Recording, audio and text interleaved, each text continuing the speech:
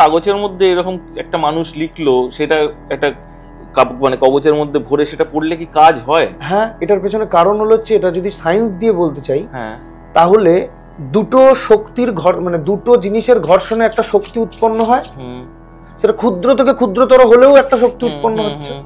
তাহলে আমি যখন কোনো সোনার কাঠি বা সজারুর কাঁটা বা বেলের কাঁটা বা সূচ বা কোনো লাল পেন এই দিয়ে যখন ভূর্জপত্রের উপরে লিখছি, তখন পেনের বলটা কি কাগজের সঙ্গে ঘর্ষণ হচ্ছে, ওখানে একটা শক্তি উৎপন্ন হচ্ছে।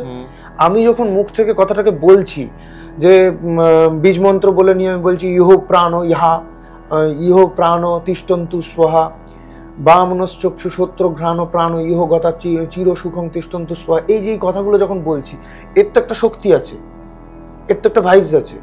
এই ভাইবসগুলো কাজ করছে কবজের মধ্যে। হয়তো আমরা সেটা অদৃশ্য, সেটা আমাদের কাছে দেখার মতন নয়, কিন্তু এটার একটা জিনিস হচ্ছে, আমরা যখন টারবাইন ঘুরিয়ে বিদ্যুৎ উৎপন্ন করি, কেউ কি হাত দিয়ে বিদ্যুৎ থেকে দেখতে চায় যে কতটা বিদ্যুৎ উৎপন্ন হচ্ছে?